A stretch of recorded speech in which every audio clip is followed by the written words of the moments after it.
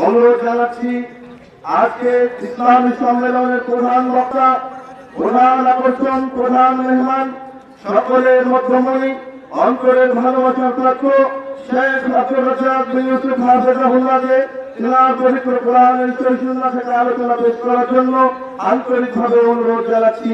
শেখ আব্দুল মাসকুর।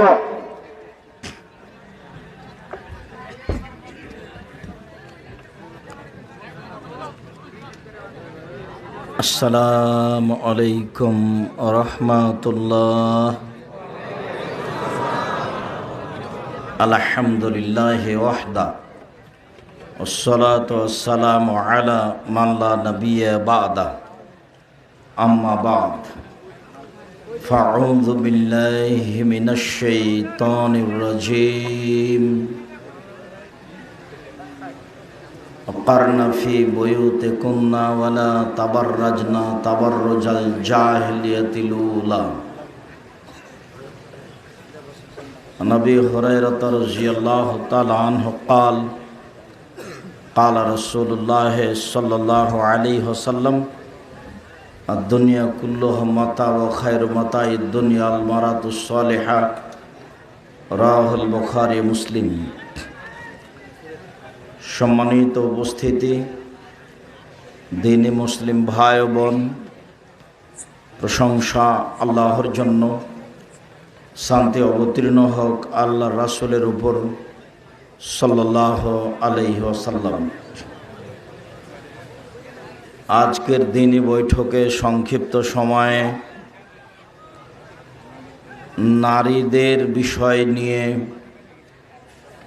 কিছু সংক্ষিপ্ত গুরুত্বপূর্ণ বিবরণ পেশ করতে চাই। আপনারা যে যেখানে আছেন, আপনাদের পরিবেশ পরিস্থিতি প্রতিকূলে হলেও অল্প সময়ের জন্য গুরুত্বপূর্ণ কথা শোনার জন্য আন্তরিকভাবে অনুরোধ জানাচ্ছি। আল্লাহ তাআলা যেভাবে বলেন তাতে নারী সমাজ এক সময়ে নগ্ন হয়ে চলত, ভুল পথে চলত, অশ্লীল কাজ করা ছিল তাদের স্বাভাবিক ব্যাপার। আবার সেই দিন ফিরে আসছে এবং সেটাকে আল্লাহর নবী কিয়ামতের লক্ষণ বলে উল্লেখ করেছেন। আবু হুরায়রা রাদিয়াল্লাহু তাআলা আনহু বলেন, রাসূল সাল্লাল্লাহু আলাইহি ওয়াসাল্লাম বলেছেন, ইন্না মিন আসরাতি সাআত তাইরফাল ইলম। পৃথিবী ধ্বংসের চিহ্ন হচ্ছে বিদ্যে উঠে যাবে। ওয়ায়ানজিলুল জাহাল, মূর্খতা বর্ষণ হবে। ওয়াকসুরা শারবুল খামর, নেশাদার দ্রব্য পান করা বেশি হয়ে যাবে।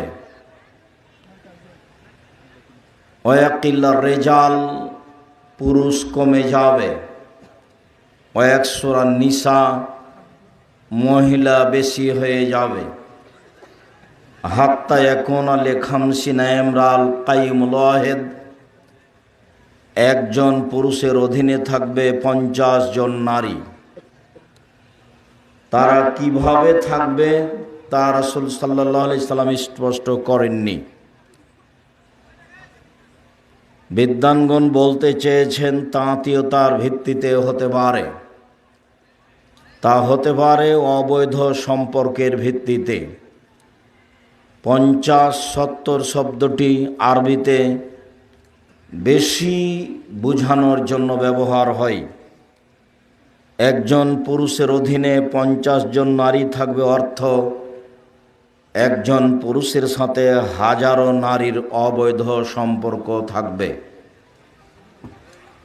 যা এখন পৃথিবীর মানুষ ভালোভাবে অবগত হতে পারছে।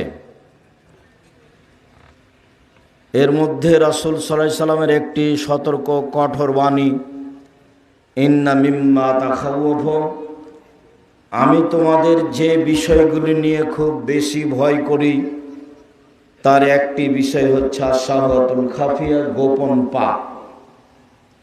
মোবাইলের মাধ্যমে গোসলখানায় মানুষের অজান্তে মানুষ কত গোপন পাপ করবে তা আল্লাহ ভালো জানেন। কিয়ামতের লক্ষণ নারী বেশি হয়ে যাবে, জেনা বেশি হয়ে যাবে। আবু হুরায়রা রাদিয়াল্লাহু তাআলা আনহু বলেন, রাসূল সাল্লাল্লাহু আলাইহি ওয়াসাল্লাম বলেছেন, এতাফাতাসুন নাস তাফাসুদাল হিমারে, গাধা যেমন গাধীর সাথে মিলে লজ্জা বুঝে না, ষাঁড় যেমন গাভীর সাথে মিলে লজ্জা জানে না, মানুষ তেমন খোলা মাঠে জেনা করবে, লজ্জা বুঝবে না। লজ্জা বলে কোনো জিনিস মানুষের থাকবে না, নারীর থাকবে না। অথচ আল্লাহর নবী বলছেন, আল হায়াউ মিনাল ঈমান ওয়াল ঈমান ফিল জান্নাহ, লজ্জাই হচ্ছে ঈমান আর ঈমানই হচ্ছে জান্নাত। লজ্জা নেই যার, ঈমান নেই তার। লজ্জা আছে যার, ঈমান আছে তার, জান্নাত আছে তার। পরের বাক্যে তিনি বলেন, অল বাজাউ মিনাল জাফা ওয়াল জাফাউ ফিন নারে, নির্লজ্জতা হচ্ছে কঠোরতা, দুশ্চরিত্রের পরিণাম। নির্লজ্জতা হচ্ছে দুশ্চরিত্রের অংশ, আর নির্লজ্জতার ফলাফল জাহান্নাম। এ কথা রাসূল সাল্লাল্লাহু আলাইহি সাল্লাম বলেন। এক সময়ে মহিলারা রাস্তায় হাঁটলে, রাস্তায় মানুষ পড়লে পাশে দাঁড়াতো। এই ছেলে, হাসছো কেন তুমি? কাকে দেখে হাসছো? ঢং পেয়েছো এখানে?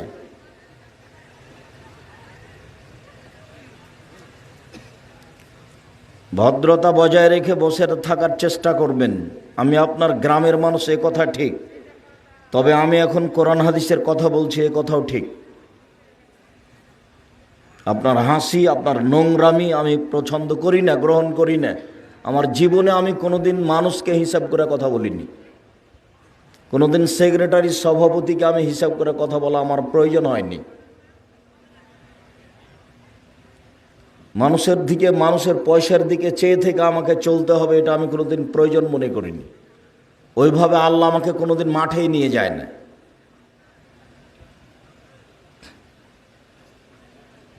আমার নিজের ভিতরে খুব কোরআন হাদিসের ব্যাপারে খুব দৃঢ় বল আছে। তার মানে আমি কোনো কথা সন্দেহ আছে বলি এটা আমার মনে বলে না। আর আজকে মানুষ পথ খরচ দিবে কি দিবে না এই সন্দেহ আমার ভিতরে কোনো কাজ করে না।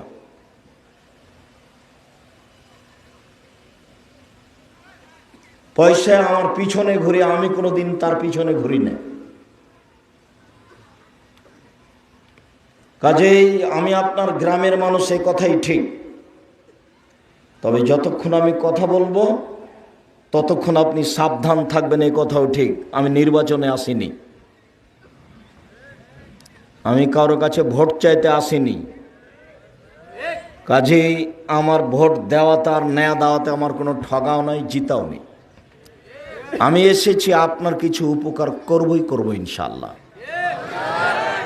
সম্মানিত দিনী ভাই বোন, যা আমি বলছিলাম, রাসূল সাল্লাল্লাহু আলাইহি ওয়াসাল্লাম বলেন, এতাহারাজুনা তাহারুজাল হিমারে, গাধা যেমন গাধীর সাথে মিলে লজ্জা বুঝে না, ষাঁড় যেমন গাভীর সাথে মিলে লজ্জা জানে না, পুরুষ নারী খোলা মাঠে জেনা করবে, লজ্জা বুঝবে না। মা বেটা বসে ল্যাংটা মেয়ে দেখছে, কোনো খারাপ লাগে না, অসুবিধা বোধ হয় না। মা বেটা নগ্ন মেয়ে টিভি খুলে দেখছে, খারাপ লাগে না, ইতস্ত বোধ মনে হয় না।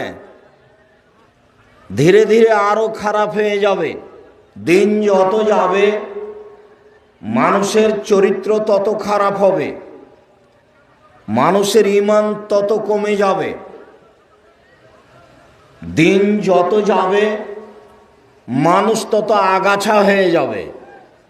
রাসূল সাল্লাল্লাহু আলাইহি ওয়াসাল্লাম কথাটা এভাবে বলছেন, কাইফা বিকুম ওয়া বিজামানিন ইযা উকিতুম ফি হুসালাতি মিনান নাস, তোমাদের কি হবে, যুগের কি হবে, যখন তোমরা থাকবে আগাছার মাঝে। ধানের মধ্যে যে ঘাস থাকে, সামা ঘাস, কোদা ঘাস, এটা তুলে ফেলতে হয়। তা আল্লাহ নবী বলছেন, যেদিন তোমরা থাকবে আগাছার মাঝে, মানে ধান গাছ থাকবে না, শুধু ঘাস থাকবে, মানে মানুষ থাকবে না, সবাই হবে পশু প্রাণী। সেদিন তোমাদের কি হবে, সেদিন যুগের কি হবে। অমারা জাতি লহুদ আলামানাত, মানুষের ওয়াদা অঙ্গীকার থাকবে না, মানুষের আমানত থাকবে না। এই ছেলে, আমানত বুঝো। মৌলানা সুলতান সাহেব তোমাকে 300 টাকা দিয়েছে, বলেছে যে তুমি বাজারে এই জিনিস কিনে নিয়ে আসো। 300 টাকার থেকে বাজার করার পরে 10টা টাকা থেকে গেছিল। 20 টাকার তুমি নাস্তা করেছো 2, তো 20 টাকার নাস্তা করেছো, তার অনুমতি কোথায়? 10 টাকা যে তুমি জমা দিলে না, তার অনুমতি কোথায়? এর নাম আমানত উঠে যাবে। যার হাতে যখন টাকা যাবে, সে এটা আরেকজনের টাকা, সেটা তার প্রয়োজন নেই মনে করার। মৌলানা হোক, আলেম হোক, হুজুর হোক, চেয়ারম্যান হোক, মেম্বার হোক, এমপি হোক, মন্ত্রী হোক, যে যেখানে পয়সা পাবে হাতে, প্রায়ই মানুষ আত্মসাৎ করবে। রাসূল সাল্লাল্লাহু আলাইহি সাল্লাম বলছে, ইয়াতি আলাইকুম সানাওয়াতুন খাদাআতুন, অচিরেই তোমাদের সামনে এমন একটা সময় চলে আসছে, সময়ে সবাই প্রতারক, কে যে ভালো, সবাই প্রতারক, কে যে ভালো। ব্যবসা বাণিজ্য করছে একবার ধনী মানুষ, ছোট আমগুলাকে বড় আমের মধ্যে ঢুকিয়ে দেয়, সব বড় বলে চালিয়ে দিচ্ছে। আমের বাগান মুকুল অবস্থায় বিক্রি করে দিচ্ছে। সবাই জানে যে পাতায় বিক্রি করা হয় না, আম না পাকলে বিক্রি করা হয় না। জমি আমার, আম গাছ আমার, সার দিয়েছি আমি, লোক রেখেছি আমি, সব কিছু খরচ করেছি আমি, কিন্তু ছোট আমগুলি বড় আমের ভিতরে ঢুকিয়ে দেয়, বিক্রি করলে সবাই মিলে চলে গেলাম জাহান্নাম। এর নাম হক নষ্ট, পাপ। আর একজনের গরিব মানুষকে একবারে বাড়িঘর দখল করে নেওয়াকে বিদায় করে দিয়েছেন। ওই পাপটা যেমন ছোট আম বড় আমের মধ্যে দিয়ে বিক্রি করে দেওয়া, তেমন। এমন একটা সময় চলে আসবে, যেই সময়টা প্রতারণায় পরিপূর্ণ।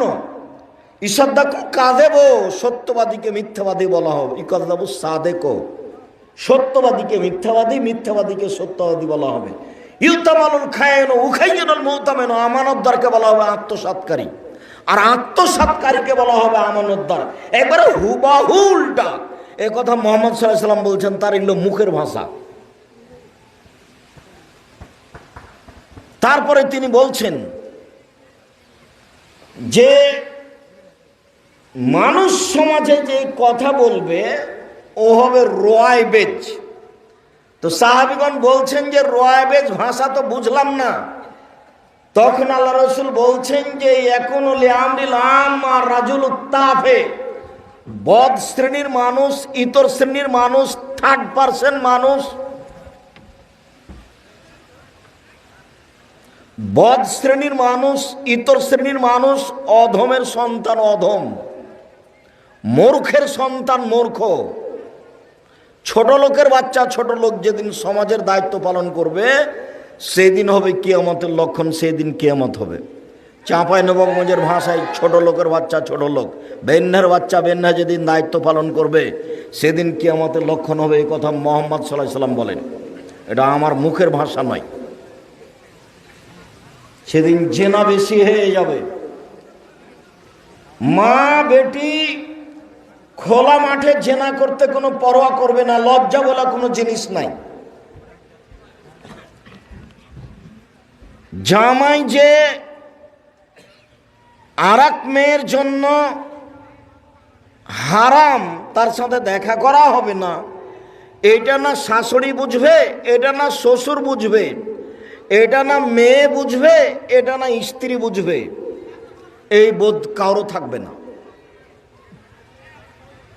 যেমন বিবাহের সময় আসলে আমাদের চাঁপাইনবাবগঞ্জে বিবাহের সময় আসলে এই পুরো গ্রামের মহিলা একজন আর একজনের সাথে এমন ভাবে মিশছে যে বউ এত কাছাকাছি হয় না। এটা কিয়ামতের লক্ষণ, এটা কিয়ামতের লক্ষণ। আমি তো প্রায় 20 বছর থেকে বলছি যে চাঁপাইনবাবগঞ্জ জেলার বিবাহের শুরু থেকে নিয়ে শেষ পর্যন্ত একটা কাজও জায়েজ নয়, সবই হারাম। তো কেউ আমাকে তো কেউ বলে না যে না এটা আপনি বেঠিক বলছেন, এটা কেউ তো বলে না আমাকে। আর আমি তো জেনে শুনেই বলছি।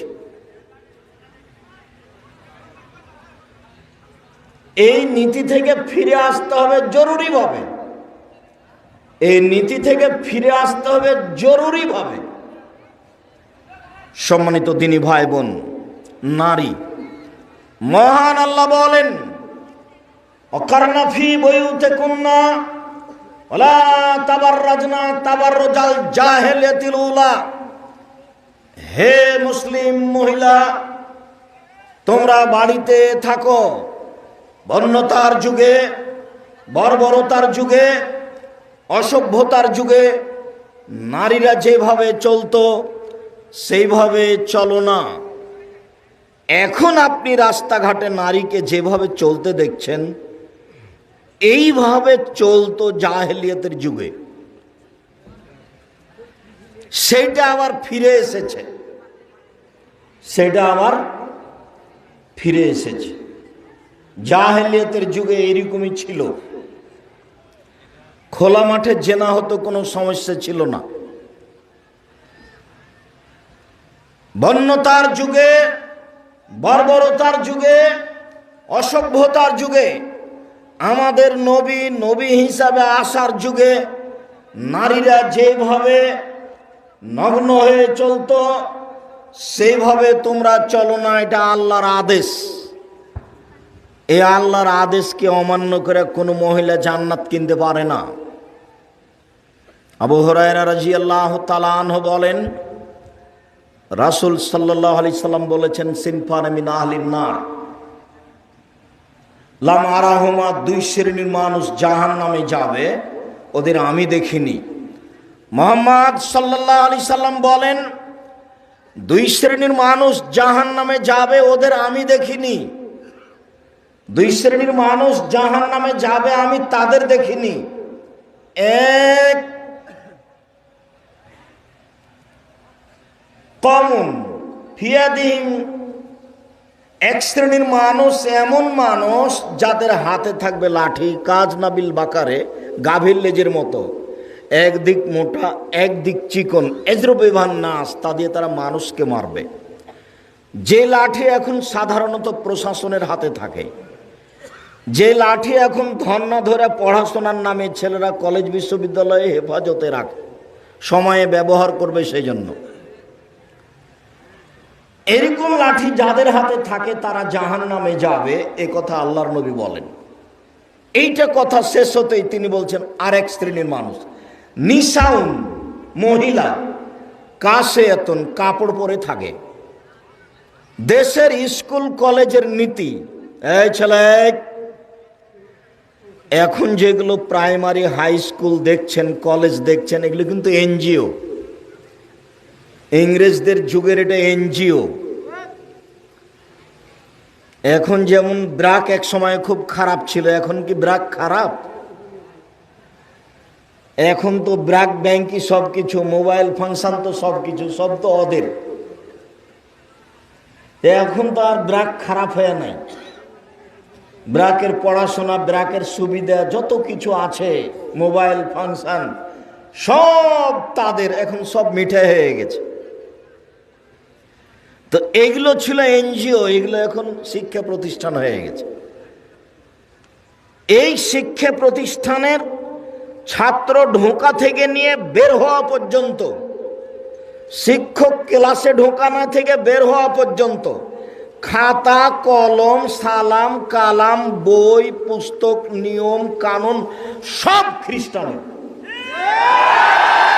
একটা মুসলমানের নয়,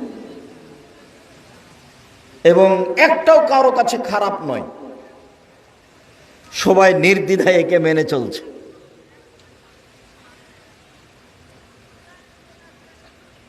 সম্মানিত দিনী ভাই বোন, মহান আল্লাহ বলেন, মুসলিম মহিলা তোমরা বাড়িতে থাকো, বন্যতার যুগে, বর্বরতার যুগে, অসভ্যতার যুগে নারীরা যেভাবে চলতো সেভাবে চলো না। তিনি বলেন, দুই শ্রেণীর মানুষ জাহান্নামে যাবে, আমি তাদের দেখিনি। এক, যাদের হাতে থাকবে লাঠি গাভীর লেজের মতো, ওরা মানুষকে মারবে, ওরা জাহান্নামে যাবে। জীবনে কোনোদিন 1 মিনিট ক্ষমতা দেখে বেঁচে থাকার চেষ্টা করিয়েন না। দলীয় ক্ষমতা হোক, অর্থের ক্ষমতা হোক, বংশীয় ক্ষমতা হোক, মানুষকে অপমান করে, হেয়তুচ্ছ করে, গালি দিয়ে কোর্ট কাচারিতে সফলতা অর্জন করে দলীয় দাপট দেখে 5 মিনিট বাঁচার আশা করিয়েন না। ফেরাউন ডুবে গেছে। ফেরাউন যখন ডুবে গেছে তখন আমারটা সহজেই ডুবে যাওয়াটা। আর আমি তোমাদের ওইভাবে সাড়া আমি চাই না, ওই একবারে চুপচাপ থাকতে হবে, এটা আমার বহুদিনের বলা। ওরকম সাড়াতে তুমি কথা ভালো করে ধরে রাখতে পারবে না, এবং এরপরে তুমি বাড়িতে গিয়ে কালকেই তোমার চাচার সাথে গন্ডগোল হলে তুমি লাঠি নিয়ে বের হবে। আল্লাহর নবী বলছেন, আল মুমিন গিরুন করিম, মুমিন পুরুষ নারী হচ্ছে নরম, ঠান্ডা স্বভাবের, সহজ সরল, কাল জামালে উটের মতো। এই যে উনকিদা ইনকাদা, যখন তাকে ধরে টানা হয় চলে আসে। ওই যে উনি খাইস্তা না খা, যখন তাকে বসতে বলা হয় তখন বসে যায়। মুমিন হচ্ছে এইরকম। আবার তিনি বলছেন যে আমি তোমাদের এক শ্রেণীর মানুষের কথা বলবো না যার উপরে জাহান্নাম হারাম, যে জাহান্নামের জন্য হারাম। হ্যাঁ, বলেন সে কে? তখন বলছেন যে সাহালুন লাইয়িনুন কারিবুন, নরম মেজাজ, নম্র স্বভাব, মানুষের সাথে মিশে চলে, সহজ সরল, এদের জন্য জাহান্নাম হারাম। জাহান্নাম এদের উপরে হারাম, এরা জাহান্নামের জন্য হারাম। দলীয় দাপট দেখিয়ে, ক্ষমতা দেখিয়ে মানুষকে অপমান করে একদিন বাঁচার চেষ্টা করিয়েন না। চাচার সাথে গন্ডগোল করে, জমি নিয়ে মারামারি করে, বাড়িঘর নিয়ে মারামারি করে, জমির ভাগাভাগি নিয়ে মারামারি করে বেঁচে থাকার চেষ্টা করিয়েন না।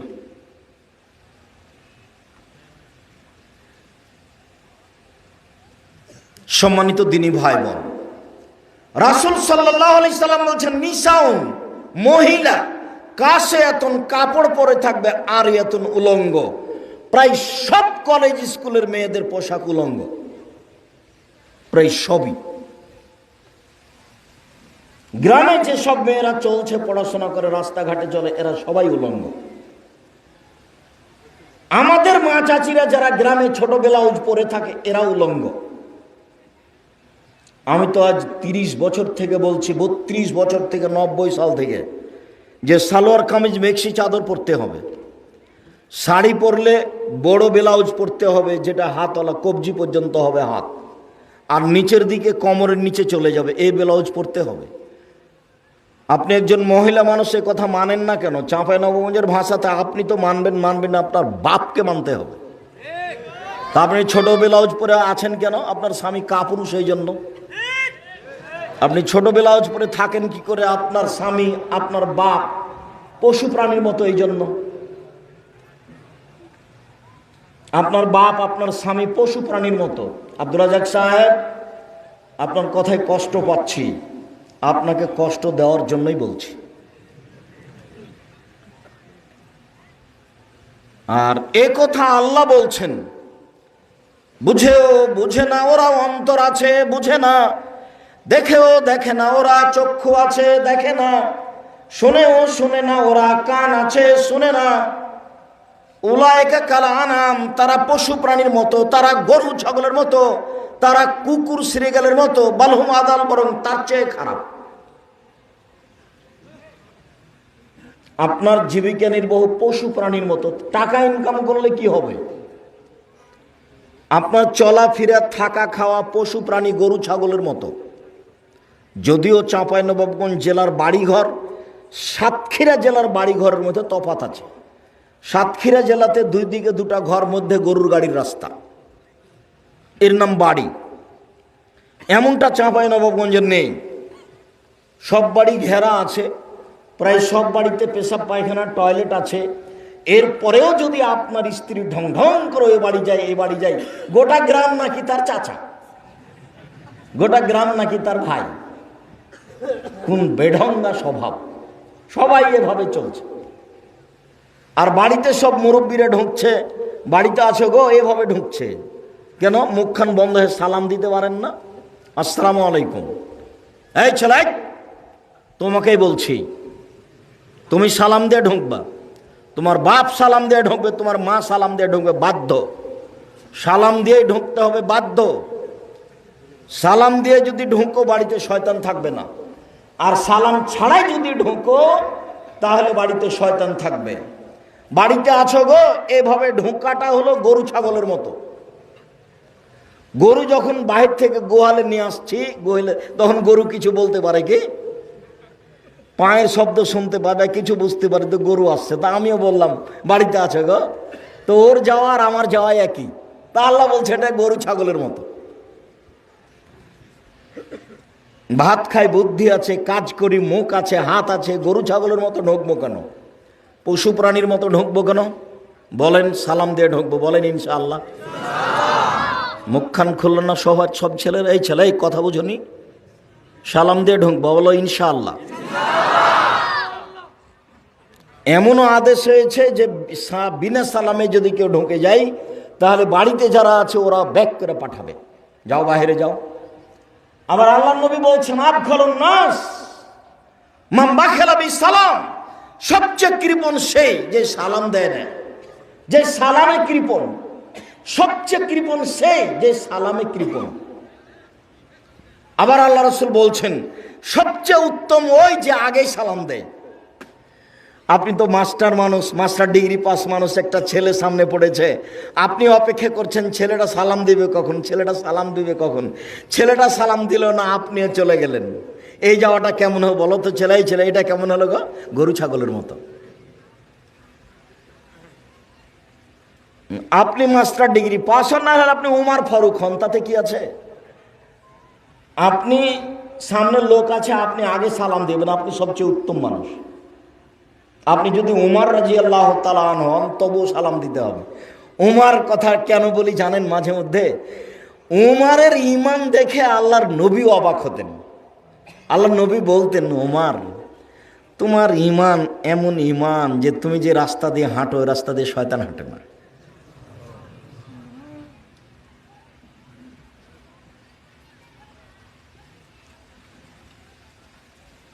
আপনারা একটু আগিয়ে বসবেন, এই কথা বলা হচ্ছে।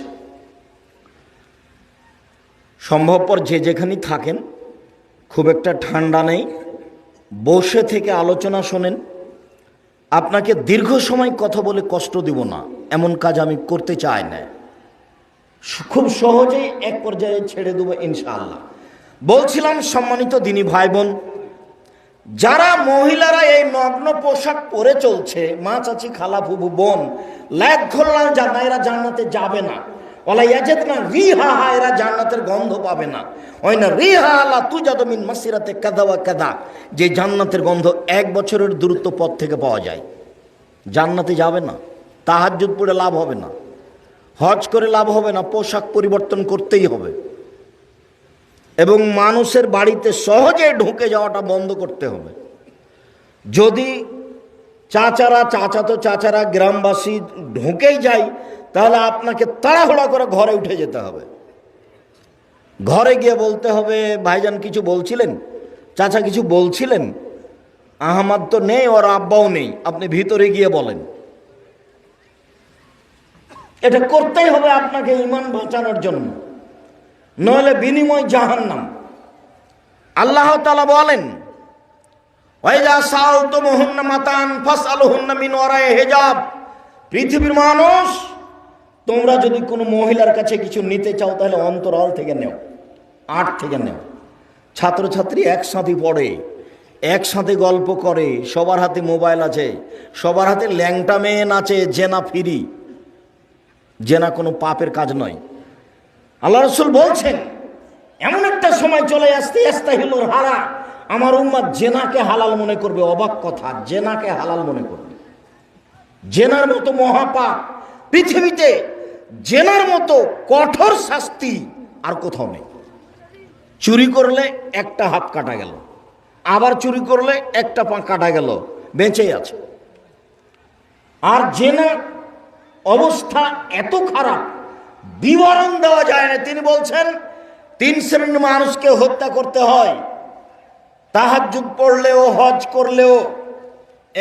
এক, কেউ যদি বলে আমি কোরআন মানি না, তাহলে তাকে হত্যা করতে হবে। কেউ যদি বলে গাভীর দুধ হারাম, তাহলে তাকে হত্যা করতে হবে। 2, কেউ যদি কাউকে হত্যা করে তাহলে কেসাস নিতে হবে। আপনি আমাকে হত্যা করেছেন, আমার বাপ মা আপনাকে হত্যা করে নেবে, তার নাম কেসাস।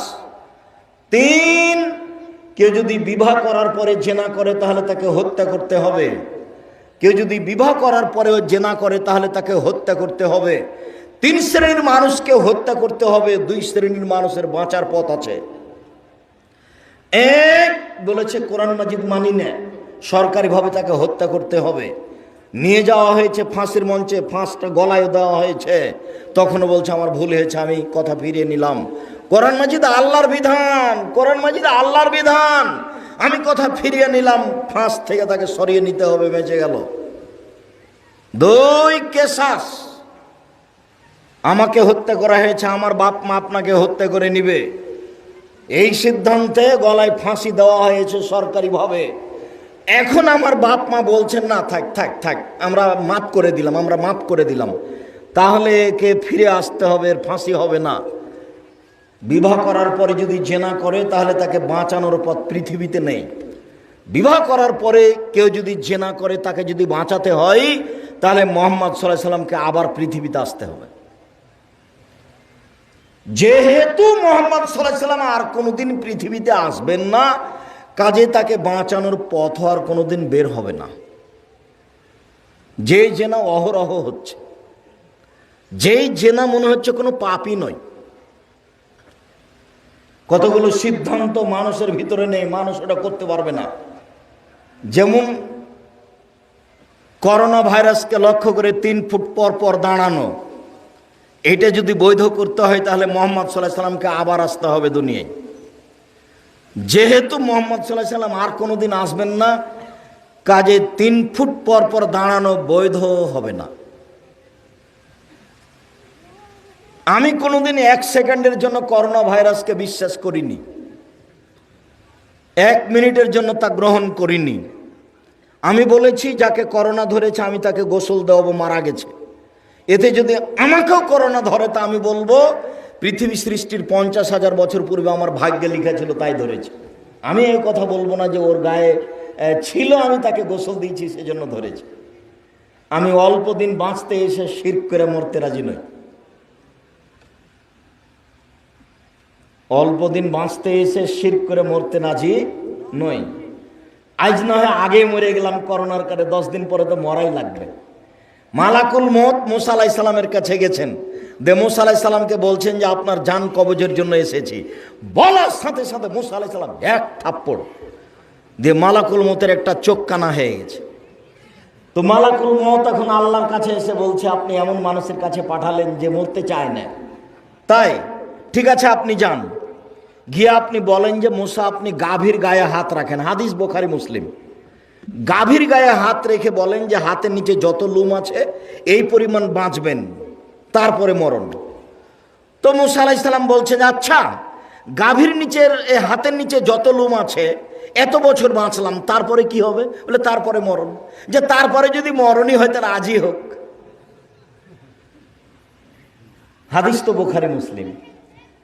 করোনা থেকে বাঁচতে গিয়ে চেষ্টা না হয় করলাম, 3 ফুট পর পর দাঁড়ালাম, মাস্কও পরলাম। ছেলেটা বিমানে বারবার চাপ দিচ্ছে আমাকে যে মাস্ক পরেন, মাস্ক পরেন, মাস্ক পরেন, বারবার আস্তার বলছে। তো যখন খুব বেশি বলা শুরু করেছে তখন আমি বলছি, যখন আমি বিমানে উঠি তখন আমার মুখে মাস্ক ছিল না, তোমার একটু ইতস্তবোধ হয় না? তুমি তখন আমাকে নেমে যেতে বলতে পারো নি, এখন বলছো কেন? জোর করে চাপ দিয়ে কিছু বলো না। আমি মাস্ক পরে করোনা ঠেকিয়ে বাঁচতে রাজি নই। তো এখন দুবাইয়ে গিয়ে ওই আমার সাথে যে দাঁড়ায় তাকে বলি, আবার পায়ে পা মিলিয়ে দাঁড়ান না, আরে জরিমানাই তো লাগবে, ফাঁসি হবে না। জরিমানাই লাগতে পারে, ফাঁসি হবে না, মানে সাহসই করে না কেউ। আমি যাকে নিয়ে মসজিদে ঢুকি তাকে বলি আমার পায়ের সাথে পা লাগিয়ে দাঁড়ান, জরিমানা হতে পারে, ফাঁসি হবে না। দেখি কত টাকা জরিমানা হয়। মাস্ক না পরলে 3000 দিরহাম জরিমানা। 1 টাকা সমান 30 টাকা। তাহলে 30,000-এ 3000-এ কত গো? 90,000। মানে 90,000 টাকা জরিমানা মাস্ক না পরলে। কিছুদিন ছিল, যদি আমি ব্যবহার করিনি কোনো সময়, আল্লাহ আলাম, আমি জরিমানাও দেখিনি। সম্মানিত দিনী ভাই বোন, বলছিলাম নারী পুরুষ সামনাসামনি কথা নয়, আট থেকে অন্তরাল থেকে কথা বলতে হবে, এটা আল্লাহর আদেশ। সেখানে এইভাবে খোলাখুলি কিভাবে হতে পারে? যার কারণে জেনা এত সহজ হয়ে গেল। 3 শ্রেণীর মানুষকে হত্যা করা যায়, 2 শ্রেণীর মানুষ বেঁচে থাকার পথ পাবে, 1 শ্রেণীর মানুষ বেঁচে থাকার পথ পাবে না বিবাহ করার পরে যদি জেনায় লিপ্ত হয়।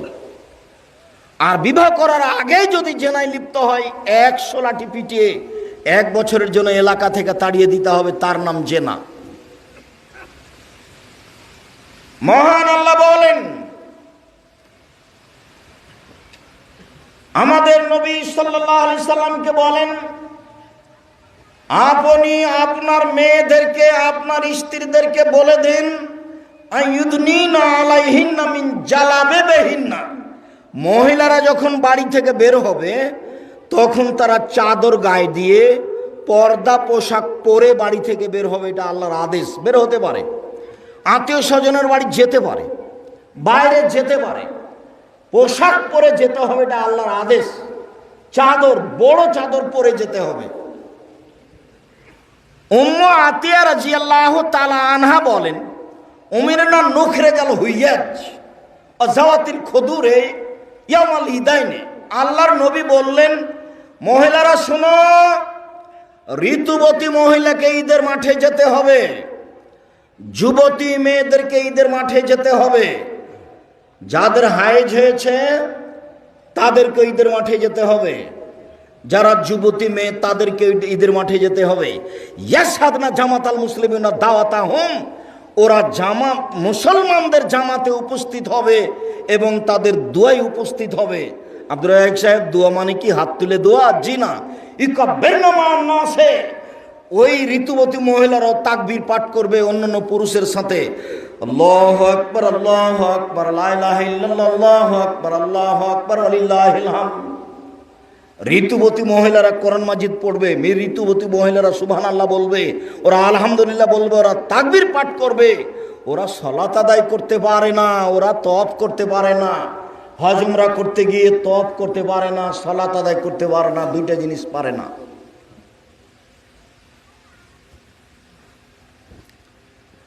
এছাড়া হাজিরা যা করছে ঋতুবতী মহিলারা তাই করবে। ঋতুবতী মহিলাকে ঈদের মাঠে যেতে হবে, যেতেই হবে। 5 ওয়াক্ত মসজিদে না যাওয়া ভালো, জুমার দিন মহিলাদের মসজিদে যাওয়া ভালো, ঈদের দিন মহিলারা ঈদের মাঠে যেতে বাধ্য। আমাদের দিকে জুমা মসজিদে মহিলাদের ইমামতিতে ঈদ চলে, এটা বিদআত। মহিলাদের ইমামতিতে মসজিদে চলে না সালাত, এটা বিদআত, এটা করা যাবে না। এখান থেকে বেঁচে থাকতে হবে, ঈদের মাঠেই যেতে হবে মহিলাদেরকে। জায়গা এবছরই করতে হবে, নইলে ওরা রাস্তায় দাঁড়াবে, নইলে ঈদের মাঠ নদীর এত মাঠে হবে, নইলে স্কুল মাঠে হবে। যেখানে ব্যবস্থা আছে সেখানে ঈদের মাঠ হবে, মহিলাদেরকে ঈদের মাঠে যেতেই হবে। যেটা মূল কথা, একজন বলল আল্লাহর নবী এহদানা লাইসালাহ জিলবাব, আমাদের কারো যদি চাদর না থাকে তার মানে চাদর ছাড়া তারা বাইরে যাবে না। আমাদের যদি কারো চাদর না থাকে তাহলে সে কি করবে? সে ঈদের মাঠে কেমনে যাবে? তখন আল্লাহ রসুল বলছেন লেতুল বিসামিন সাহেবাতামিন জিলবাবেহা, কোন মহিলা তার সঙ্গীকে সাথীকে বান্ধবীকে চাদর দিয়ে দিবে, আর একজনের চাদর নিয়ে ঈদের মাঠে যাবে। দুইটা কথা, আর একজনের চাদর নিয়ে ঈদের মাঠে যেতে হবে, গায়ে চাদর দিয়ে যেতে হবে, জরুরি। উপস্থিত বৈঠকের মুসলিম বোন এদিকে লক্ষ্য করেন। এই মেয়ে কথা বলছো কেন? তোমার কথাই তো বলছি, মুখখান বন্ধ রাখতে পারো না? উপস্থিত বৈঠকের মুসলিম বোন, আপনাকে লক্ষ্য করে কয়েকটা কথা বলছে, এখানে আপনি একটু খেয়াল করেন তো। আয়েশা রাদিয়াল্লাহু তাআলা আনহা বলেন, একদা আল্লাহর নবীর রাতে ঘরে ঢুকলেন। রাতে ঘরে ঢুকে ধীরে ধীরে জুতা কাপড় চোপড় খুলে বিছানায় রেখে দিলেন। তিনি আমার পাশে শুয়ে গেলেন। তিনি ভাবলেন আমি ঘুমিয়ে গেছি। আমি আয়েশা ঘুমাইনি, আমি ভান করে ঘুমিয়ে আছি, আমি দেখব তিনি উঠে কি কোনো অন্য স্ত্রীর কাছে যান নাকি। আয়েশা রাদিয়াল্লাহু আনহা খুব বুদ্ধিমতী মহিলা, তো উনি বলছেন আমি ভান করে ঘুমিয়ে আছি। এবার আল্লাহর নবী উঠলেন, ধীরে ধীরে জুতা স্যান্ডেল কাপড় চোপড় নিলেন, ধীরে দরজার বাইরে গিয়ে দরজাটা বন্ধ করে দিলেন। আয়েশা রাদিয়াল্লাহু তাআলা আনহা বলছেন আমিও উঠলাম, দেখি কোথায় যান। তা আমিও কাপড় চোপড় গুটিয়ে নিলাম, গায়ে মাথায় দিয়ে নিলাম। গভীর রাত, আমি ঘর থেকে বের হয়ে দেখলাম ওই যে বাকিউল গারকাদ কবরস্থান, ওইখানে তিনি কবর পাড়ে গিয়ে হাত তুলে দোয়া করছেন। তো গভীর রাতে কেউ নেই, ফাঁকা, ওইখানে শুধু স্বামী, উনি ঘর থেকে বের হচ্ছেন কাপড় গায়ে দিয়ে। আপনি তো বলবেন আব্দুর রাজ্জাক সাহেব আপনি আমাদের উপরে এত ক্ষিপ্ত হন কেন? আমি আপনার উপরে ক্ষিপ্ত হইনি, আপনাকে তো আমি খাদিজার মতো মনে করি, আয়েশার মতো মনে করি। দেখেন তো আপনি এক মিনিট এদিকে দেখেন। আবু হুরায়রা রাদিয়াল্লাহু তাআলা আনহু বলেন, যা জিবরাইল ইলান নবী সাল্লাল্লাহু আলাইহি সাল্লাম, জিবরাইল একদা আল্লাহর নবীর কাছে আসলেন। আল্লাহর নবীর কাছে এসে বলছেন, আল্লাহর নবী জাত আতাত ইলাইকা খাদিজা ওয়া মা হায়নাউন ফিহা তামুন এদাম, ওই যে খাদিজা আপনার কাছে আসছে, ওর কাছে একটা বাটি আছে, বাটিতে তরকারি আছে, বাটিতে খাদ্য আছে। এটা আতাত ইলাইকা, যখন আপনার কাছে চলে আসবে তখন আপনি একটু বলবেন খাদিজা ইকরা আলাইকা রব্বকে অমিন্নি, আপনি একটু খাদিজাকে আল্লাহর পক্ষ থেকে আর আমার পক্ষ থেকে সালাম দিয়ে দিবেন। আপনি বলবেন খাদিজা আল্লাহ তোমাকে সালাম দিয়েছে, আর বলবেন খাদিজা নবী জিবরাইল তোমাকে সালাম দিয়েছেন। আমি অনেক সময় বলেছি আয়েশা সবচেয়ে দামি মহিলা, তবে বিবরণে বোঝা যায় খাদিজা রাদিয়াল্লাহু তাআলা আনহা সবচেয়ে দামি মহিলা। তার মানে কোনোদিনই আয়েশা রাদিয়াল্লাহু তাআলা আনহাকে আল্লাহ সালাম দেননি, কিন্তু খাদিজাকে কে সালাম দিয়েছেন? আল্লাহ সালাম দিয়েছেন। অবশ্যই খাদিজাকে একটা সুসংবাদ দিয়ে দিবেন, তার জন্য একটা জান্নাতে ঘর তৈরি করা হয়েছে হীরা মুক্তা মাণিক্য দ্বারা, যেখানে কোনো হইচই নেই। দেখেন তো, আপনি দেখেন তো খাদিজাকে। উপস্থিত বৈঠকের মুসলিম বল, এদিকে শোনেন, আপনাকে আরো একটা কথা বলি, এদিকে খেয়াল করেন। এই মেয়ে এদিকে খেয়াল করো, দেখেন আপনি একটু। হাজারা ইব্রাহিম বে সারাতা, ইব্রাহিম আলাইহিস সালাম তার স্ত্রী সারাকে নিয়ে হিজরত করলেন, এক এলাকা থেকে আরেক এলাকায় বের হয়েছেন, যাচ্ছেন। ফাদাখালা বিহা কারিয়াতান, তিনি একটা গ্রামে ঢুকলেন স্ত্রীকে নিয়ে। ফিয়া জাব্বার মিলাল জাবাবেরা, সেই গ্রামে ছিল স্বৈরাচারী শাসক। কিলালাহু, তাকে বলা হলো, দাখালা ইব্রাহিম মাহু এমরা হে মিন আহসানিন নিসায়ে, ইব্রাহিম নামে একটা লোক এই এলাকায় ঢুকেছে, তার সাথে একজন মহিলা রয়েছে, সে আরব ভূখণ্ডে সারা পৃথিবীতে সবচেয়ে সুন্দরী মহিলা। এর অর্থ দুইটে। ইব্রাহিম আলাইহিস সালামের স্ত্রী সারা ওই সময়ে পৃথিবীতে সবচেয়ে সুন্দরী ছিলেন, আর না হয় সারা পৃথিবীতে যত নারী এসেছে আসবে আছে সবার চেয়ে সুন্দরী ছিলেন। কথা বুঝাতে পারিনি। ফারসালা ইলাইহে, ইব্রাহিমকে ডেকে পাঠানো হলো।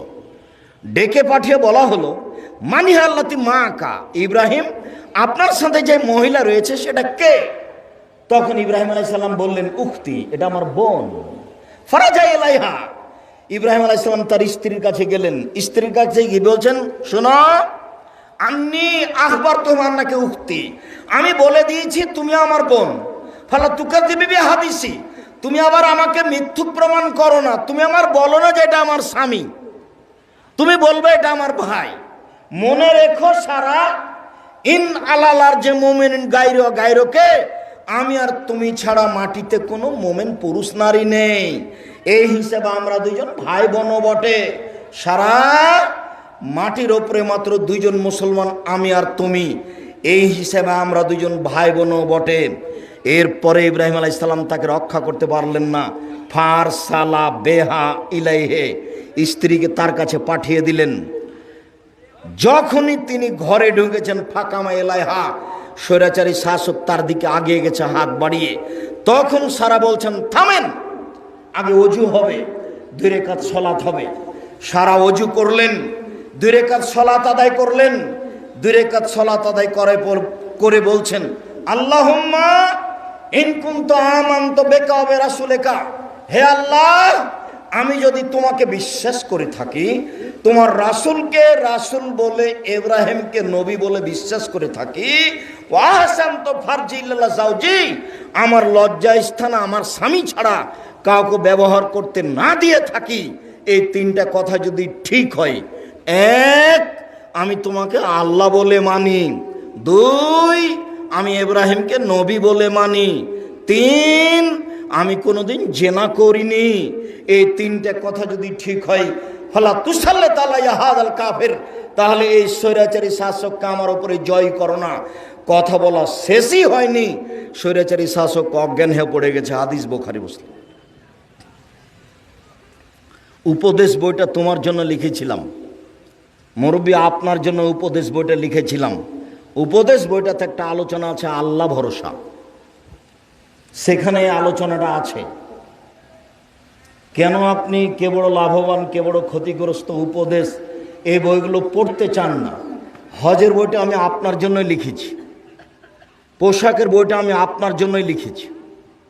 এদেশের বক্তব্য বন্ধ করতে হবে, তাই আমি তাফসীর কি মিথ্যা হতে পারে লিখেছি। বক্তা শ্রোতার পরিচয়, এই বক্তা বন্ধ করতে হবে, তোমার সাজে আমার সাজে না। আমি বরিশাল থেকে মিথ্যুক মুফাসসিরকে নিয়ে এসে আমার বুকের উপরে আমি তাফসীর করতে দিব না, তুমি দাও জবাব, তুমি দিও, আমাকে দিতে হবে না। তুমি তাফসীর মাহফিলের কমিটি, তুমি সামনে বছরের জন্য টাকা উঠাচ্ছ, তুমি জবাব দিও। আমি এই কাজ করি না।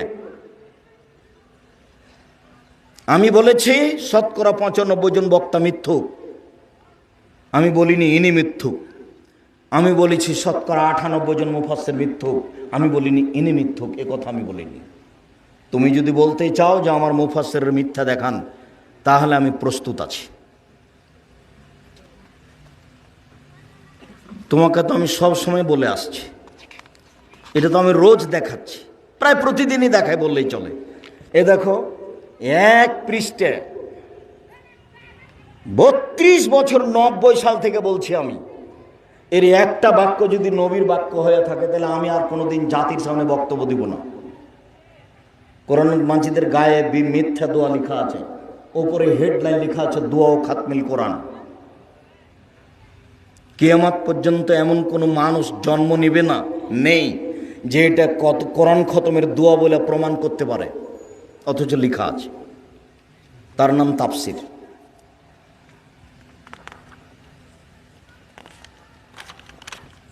এত এই পৃষ্ঠায় ছোট করে লেখা আছে নিচে, ওখানে হেডলাইন লেখা আছে দোয়া খাতমিল কোরআন, কোরআন খতমের দোয়া। আমি 30 বছর থেকে কেউ ঠিক বলে প্রমাণ করতে পারেনি। আমি আমার মরা পর্যন্ত সময় দিলাম। আমি এই কথা বলে, আমি তো আর আপনার বাড়িরই মানুষ, আমি আর কোথায় যাব? আমি তো আপনার বাড়িতেই থাকি। আমি এই কথা বলে একটা জিনিস আপনাকে আমি আশ্বস্ত করতে চেয়েছি, যেহেতু আমি আপনার বাড়ির মানুষ, আপনার ভাই, আপনার ভাতিজা, তাহলে আপনি আমার উপরে আস্থা রাখেন, ভালো হবে। উপেক্ষা করে চলার চেষ্টা করিয়েন না। এদেশের মহিলা বৈঠকে মিথ্যা কথা চলে, এটা বন্ধ করতে হবে। কালকে আমি আলোচনা করছিলাম 9 ধরনের সলাত, তার মধ্যে একটা ছিল সলাতুল আওয়াবিন। তো সলাতুল আওয়াবিন হবে 10:30 11টার সময়। আমাদের মহিলা বৈঠকে সেটা চালু করেছে মাগরিবের পরে 6 রাকাত। মাগরিবের পরে 6 রাকাত সলাতুল আওয়াবিন পড়লে কাবিরা গুনাহ হবে, বিদাত হবে। তো মহিলা বলেছে যে মিথ্যা কথা বলে, তাই বলেছে। ও তো বুবু দিয়ে চলে, বক্তব্য চলে। কি দিয়ে? ও তো বুবু দিয়ে বক্তব্য চলে। আমি তো না করেছি, আমি ওর স্বামীকে না করেছি, ও তো বহুদূরের কথা। আমি এই হুজুরকে না করেছি, ও মহিলা তো বহুদূরের কথা। ওকে তো আমি ভাবতেই পারি না দিন প্রচারের জন্য। সম্মানিত দিনী ভাই বোন, আপনি মনে রাখবেন, রাসূল সাল্লাল্লাহু আলাইহি সাল্লাম বলেন, বাল্লিগু আন্নী ওয়ালা আয়া, পৃথিবীর মানুষ আমার একটা কথা জানা থাকলে বলো। হাদিসুন বানি ইসরাইলের কাহিনী বলো। মান কাযাবা আলাইয়া মুতাআম্মিদান ফালিয়াতাবাওয়া মাকাদাহু মিনান নার। কেউ যদি কোনো কথা আমার নামে বলে, সেই কথা যদি আমার না হয়, তাহলে তার থাকার জায়গা জাহান্নাম। জুব্বা যত বড় হোক, পাগড়ি যত বড় হোক, আলখাল্লা যত বড় হোক, বিচারের মাঠে বাঁচার কোনো পথ নেই। এই দোয়া যদি নবীর দোয়া বলে চালিয়ে দেওয়া হয়, এরই নাম নবীর নামে মিথ্যা কথা। নবীর নামে যারা মিথ্যা কথা প্রচার করছে, তাদের বাঁচার পথ নেই। জানাজাকে সামনে রেখে বক্তব্য চলবে না। মাটি দেওয়ার পরে সবাই মিলে দাঁড়িয়ে দোয়া করা যাবে না। মমর্ষ জান মরে মরে, ওর সামনে ওর পাশে কোরআন মাজিদ পড়া যাবে না। মরা মানুষের নামে দাওয়াত দেওয়া যাবে না। সবাই মানুষ বেশি হয়ে গেছে, তাই এক ডালি মাটি নিয়ে সবার হাতে ছয়ে দিয়ে কবরে দিয়ে দিল, এটা চলবে না। লাশকে ডান কাতে লাগিয়ে রাখতে হবে, চিৎ করে সরানো যাবে না। বুকের উপরে হাত রাখা যাবে না, পাশে রাখতে হবে। সবাই মিলে কবরস্থান ঘরে চতুর্দিকে দাঁড়িয়ে হাত তুলে দোয়া করা যাবে না। কবরস্থানে গিয়ে হাত তুলে দোয়া করতে হবে, এটা তার ব্যক্তিগত ব্যাপার। এখনই যেটা দেখলেন যে আয়েশা রাদিয়াল্লাহু তাআলা আনহার কথা বলতে যাচ্ছিলাম, যে আয়েশা রাদিয়াল্লাহু তাআলা না এইটুকু জায়গা যাচ্ছেন গভীর রাতে মাথায় কাপড় দিয়ে। সম্মানিত দিনী ভাই বোন, মিথ্যে কথাটা এসেছিল, তাই আপনাকে একটু শক্তভাবে শুনিয়ে রাখলাম। আমি এই মিথ্যে বক্তব্যের ভুক্তভোগী।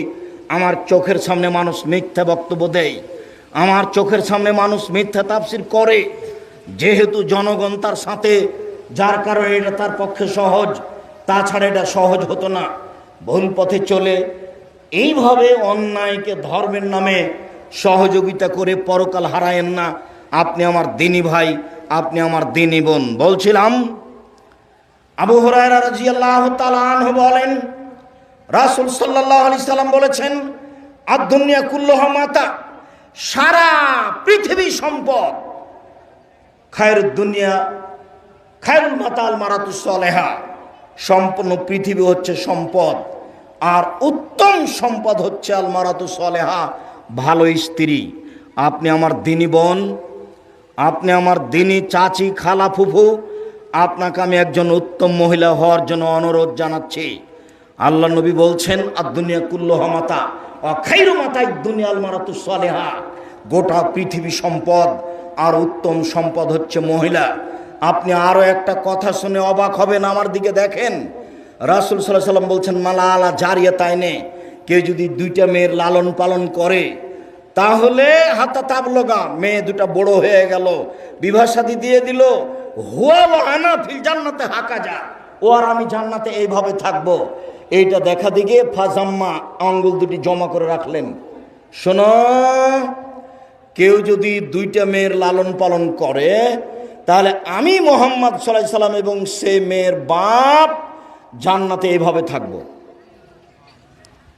আবার বলছেন কাফের ইয়াতিম ওয়ানা, কেউ যদি ইয়াতিমের লালন পালন করে তাহলে সেই ব্যক্তি আর আমি জান্নাতে একসাথে থাকব। তারপর আঙ্গুল দুটি আবার জমা করলেন, তবে ফাররাকা বাইনাহুমা, দুইটার মধ্যে একটু ফাঁক করে দেখালেন। আমি মনে হয় দুটো হাদিস বুঝাতে পারলাম না, আবার বলবো কি? আবার বলি, দুইটা মেয়ের লালন পালন করলেও নবীর সাথেই থাকবে জান্নাতে, আর যদি এতিমের লালন পালন করে তাহলে পাশে থাকবে, সাথে থাকতে পাবে না। মোটা কথা এবার হয়েছে কি? এতিমের লালন পালন করলে সাথে থাকতে পাবে না, পাশে থাকতে হবে। আর যদি দুইটা মেয়ের লালন পালন করে তাহলে কোথায় থাকবে? নবীর সাথে থাকবে। আমি বলিনি এই কথা, এই কথা মুহাম্মদ সাল্লাল্লাহু আলাইহি সাল্লাম বলেন। রাসূল সাল্লাল্লাহু আলাইহি সাল্লাম বলছেন এজা সাল্লাত খামসাহা, যখন কোন মহিলা 5 ওয়াক্ত সালাত আদায় করবে, অসামাত সাহরাহা, রমজান মাসের সিয়াম পালন করবে, আহসানাত ফারজাহা, জেনায় লিপ্ত হবে না, ওয়াতাত বালাহা, স্বামীকে মেনে চলবে, ফালতাদখুল ফি বাবিন মিন আবওয়াবিল জান্নাহ সাত, তার যে কোনো দরজাতে ইচ্ছেও ঢুকে যাবে জান্নাতে। 4টা কাজ করলে, 4টা কাজ করে পুরুষ জান্নাতে যাবে, এই কথা মুহাম্মদ সাল্লাল্লাহু আলাইহি সাল্লাম বলেননি। এই বাচ্চা, তুমি তো বুঝতে পারো না, তো তুমি তখন এসেছো কেন? একটু পায়ে বাহিরেই থাকতে। 4টা কাজ করে কোনো পুরুষ জান্নাতে যাবে, এই কথা মুহাম্মদ সাল্লাল্লাহু আলাইহি সাল্লাম বলেননি। তবে 4টা কাজ করে মহিলারা জান্নাতে যাবে, সব দরজায় খোলা, এই কথা মুহাম্মদ সাল্লাল্লাহু আলাইহি সাল্লাম বলেন।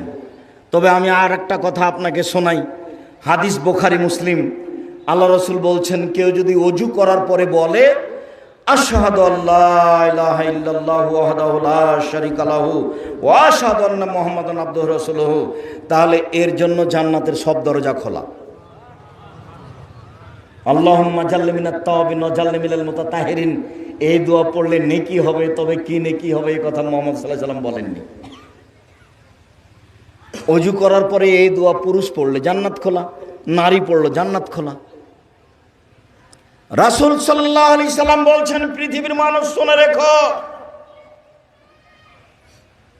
আল আম্বিয়া ফিল জান্নাহ, নবীগণ জান্নাতে যাবেন, অসিদ্দিক সত্যবাদীরা জান্নাতে যাবে, অশুহাদা ফিল জান্নাহ, শহীদেরা জান্নাতে যাবে, ও নিসা মিন আহলিল জান্নাহ, মহিলারাও জান্নাতে যাবে। এখানে সাধারণ পুরুষ নেই, মহিলারা জান্নাতে যাবে, তার সাথে একটু কথা লাগানো আছে। রাসূল সাল্লাল্লাহু আলাইহি সাল্লাম বলছেন স্বামী যদি কোনো সময় রাগ করে তাহলে স্বামীর হাত ধরে ক্ষমা না নেওয়া পর্যন্ত কোনো কিছু খাবে না, এই মহিলা জান্নাতে যাবে। রাসূল সাল্লাল্লাহু আলাইহি সাল্লাম বলেন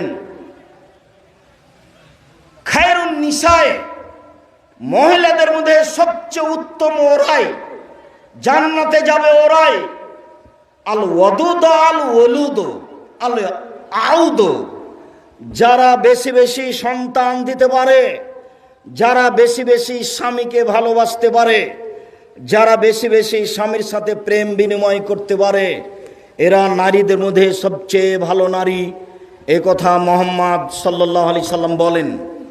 আবু হুরায়রা রাদিয়াল্লাহু তাআলা আনহু বলেন রাসূল সাল্লাল্লাহু আলাইহি সাল্লাম বলেছেন খায়রুন নিসায়ে, মহিলাদের মধ্যে সবচেয়ে উত্তম মহিলা সেই এজা নাজারতা ইলাইহা সাররাতু, তার মুখের দিকে তাকালে সে আপনাকে খুশি করতে পারে। 2 ওই যে আমার তাহা আতাথু, যেটা আদেশ করেন আদেশের সাথে সাথে পালন করে। তিন, ওই যা গিবতানহা, যখন আপনি বাড়িতে থাকেন না তখন হাফেজাত মালাকা ও নাফসাহা, সে নিজেকে, আপনাকে আর তার নিজেকে, আপনার সম্পদকে আর নিজেকে হেফাজতে রাখে। স্বামী নাই এই সুযোগে কারোর সাথে মোবাইলে গল্প করে না। এই ছেলে, তুমি বিশ্বাস করো, এখানে বহু মানুষ আছে, বহু যুবক আছে, বহু নারী আছে যারা বলে এখন আমার স্বামী নেই, তুমি পরে কথা, আমার এখন স্বামী আছে, পরে কথা বলিও। তুমি তাহাজ্জুদ পড়ো কেন? তুমি তো মুনাফেক। তোমাকে বলছে, এই ছেলে তোমাকে বলছি, এইভাবে মেয়েদের সাথে প্রেম প্রীতি করে তাহাজ্জুদ পড়ে জান্নাত কেনার চেষ্টা করিও না। আজ থেকে তওবা করো, ফল ভালো হবে। আস্তাগফিরুল্লাহ ওয়া আতুবু ইলাইহি বলে কান্নাকাটি করে আল্লাহর কাছে সাহায্য চাও।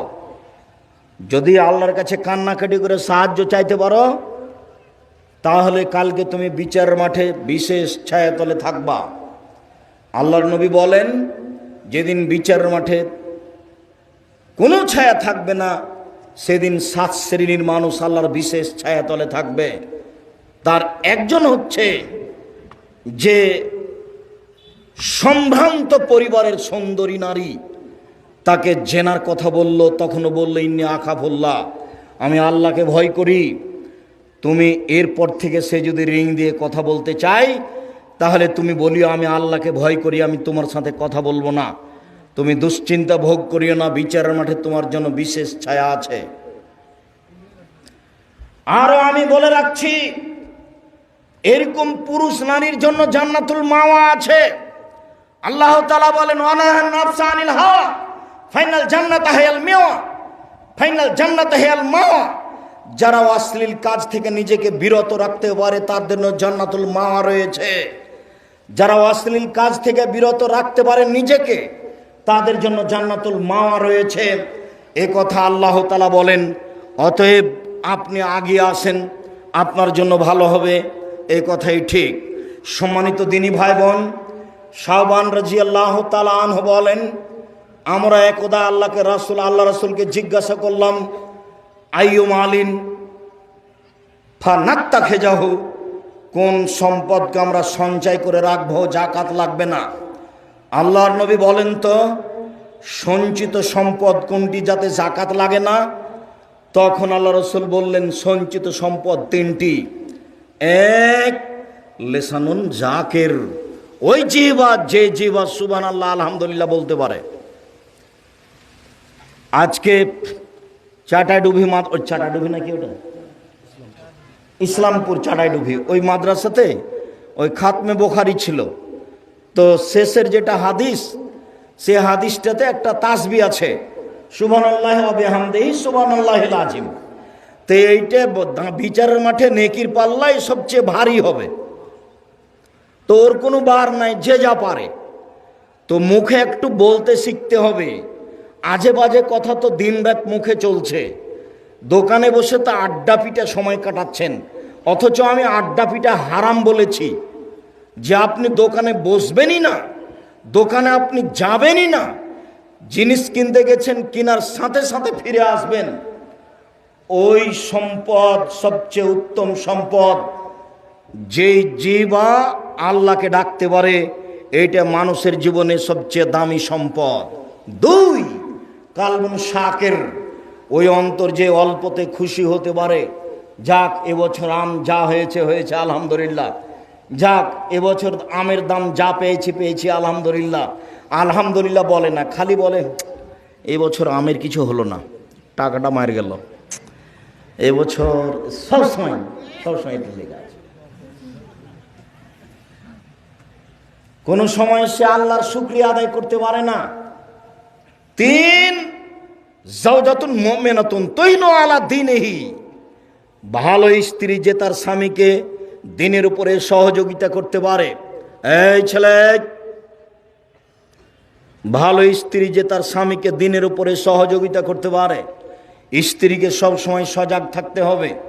আজান হওয়ার সাথে সাথে স্বামীকে উঠাতে হবে, পানির ব্যবস্থা করে দিতে হবে, কাপড়ের ব্যবস্থা করে দিতে হবে, সলাতের কথা বলতে হবে, কোরআন তেলাওয়াতের কথা বলতে হবে, নিজে কোরআন তেলাওয়াত করবে, স্বামীকে কোরআন তেলাওয়াতের জন্য বলবে, বলবে যে তোমার তো কোরআন মাজিদ মুখস্থ নাই, তুমি পড়তেও পারো না, সূরা ইখলাস তুমি সকালে 3 বার বিকালে 3 বার বলবা। যেই স্বামীকে দিনের উপরে সহযোগিতা করতে পারে সে হলো সবচেয়ে উত্তম নারী। এদের জন্যই জান্নাত প্রতীক্ষমান রয়েছে, তারাই জান্নাতে যাবে। সম্মানিত দিনী ভাই বোন, আমি নারীদের ব্যাপারে আর একটু সতর্কতা পেশ করে বলে যাচ্ছি। রাসূল সাল্লাল্লাহু আলাইহি সাল্লাম বলেন, মা রাআইতু মা তারাক্তু ফিতনাতান আজারালে রিজালা মিনান নিসায়ে, আমার জীবনে আমি ছাড়িনি কোনো বস্তু যেটা পুরুষের জন্য বেশি বিপজ্জনক হতে পারে নারীদের চেয়ে। আমার জীবনে আমি ছাড়িনি কোনো বস্তু যেটা পুরুষের জন্য বেশি বিপজ্জনক হতে পারে নারীদের চেয়ে। নারী হচ্ছে পুরুষের জন্য সবচেয়ে বিপজ্জনক বস্তু। তিনি বলেন, মা রাআইতু মিন নাকিসা তাকলিন দীনিন আযাবাল রুব্বির রাজুলিল হাজিম, বুদ্ধিমানের বুদ্ধিকে নষ্ট করতে পারে নারী জাতি। একজন নারী একজন বুদ্ধিমানের বুদ্ধিকে এক নজরে একবার তাকালে তার বুদ্ধিকে নষ্ট করতে পারে নারী জাতি। এই কথা রাসূল সাল্লাল্লাহু আলাইহি সাল্লাম আফসোস করেই বলেছেন। রাসূল সাল্লাল্লাহু আলাইহি সাল্লাম বলেন, ইয়াকুমুদ দুখুল আলা নিসায়ে, তোমরা মহিলাদের কাছে যাওয়া থেকে বেঁচে থাকো, মহিলাদের কাছে গেলেই বিপদে পড়ে যাবা। তিনি বলছেন, লা ইয়াখলুন রাজুলুন বিইমরাতিন ইল্লা কালা সালিসুমা শায়তান, কোনো মহিলার সাথে তুমি নির্জনে একাই বসো না, বসলে তৃতীয় জন শয়তান হবে। কোনো মহিলার সাথে তুমি নির্জনে একাই বসো না, বসলে তৃতীয় জন শয়তান হবে। রাসূল সাল্লাল্লাহু আলাইহি সাল্লাম নারীদের ব্যাপারে সতর্ক করে বলেন, পৃথিবীর মানুষ ফাত্তাকু দুনিয়া ওয়াত্তাকুন নিসা, তোমরা মহিলা থেকে বেঁচে থাকো এবং পৃথিবী থেকে বেঁচে থাকো। মহিলা বিপজ্জনক বস্তু। আমি আপনাদেরকে অনুরোধ জানাচ্ছি, পরিবারকে ভালো করে কন্ট্রোলে রাখার চেষ্টা করুন, নইলে আপনার অজান্তে আপনার জন্য জাহান্নাম ঘোষণা হবে। 3 শ্রেণীর মানুষ জান্নাতে যাবে না। তার এক শ্রেণীর মানুষ হচ্ছে দায়ুস, যার বাড়িতে বেহায়াই রয়েছে, যার স্ত্রী মেয়ে নগ্ন পোশাক পরে চলে, স্কুল কলেজে যায়, তারা জান্নাতে যাবে না। তাহাজ্জুদ পড়েও হজ করেও বিষয়টি আমি আপনাকে শক্তভাবে নেওয়ার জন্য অনুরোধ জানাচ্ছি। 5 ওয়াক্ত সালাত আদায় করলেন ভালো কথা, স্ত্রী মেয়ের উপরে শক্ত হলেন না। তাহাজ্জুদ পড়লেন ভালো কথা, স্ত্রী মেয়ের উপরে শক্ত হলেন না। হজ করলেন ভালো কথা, স্ত্রী মেয়ের উপরে শক্ত হলেন না।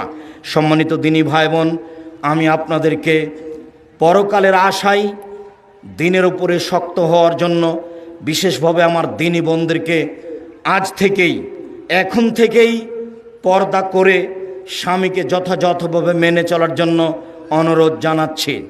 কথার শেষে আপনাকে আমি একটা কথা বলে রাখছি, আমার মনে বড় স্বাদ, আমি এদেশের মাটিতে উন্নত মানের প্রতিষ্ঠান গড়বই গড়ব ইনশাআল্লাহ। সেটাই জামিয়া সালাফিয়া ডাঙ্গিপাড়া পাওয়া রাজশাহী, সেটাই জামিয়া সালাফিয়া 6 মাইল বাবুগঞ্জ বরিশাল, সেটাই জামিয়া সালাফিয়া তেঘরা বিরল দিনাজপুর, সেটাই জামিয়া সালাফিয়া রূপগঞ্জ নারায়ণগঞ্জ ঢাকা। এই কয়েকটা প্রতিষ্ঠানে প্রায় 4000-এর বেশি ছাত্র পড়াশোনা করে। 300 জন এতিম থাকে, প্রায় 250 জন শিক্ষক শিক্ষিকা কর্মচারী রয়েছে, যাদের প্রতি মাসে বেতন আছে প্রায় 30 লক্ষ। আপনাকে আমি ওটা টেনশন ভোগ করতে বলিনি, আমি বলছি আপনি একটু দোয়া করবেন, আল্লাহ তুমি জামিয়া সালাফে কবুল করো। আর একটা অনুরোধ রাখছি, জামিয়া সালাফের পক্ষ থেকে যত বই পুস্তক আছে সেগুলো আপনাকে মূল্যায়ন করতে হবে। আপনি আবদুল্লাহর বই মিন্নাতুল বারি পড়ুন, গুরুত্বপূর্ণ বুখারীর ব্যাখ্যা, তাওজীহুল কোরআন আপনি পড়ুন, আদর্শ নারী, আদর্শ পরিবার, আদর্শ পুরুষ, আর বিশেষভাবে দোয়ার বইটি, হাত তুলে দোয়া করার প্রায় 42টি হাদিস উল্লেখ করা আছে, স্থান উল্লেখ করা আছে, কোথায় কোন দোয়া পড়তে হবে।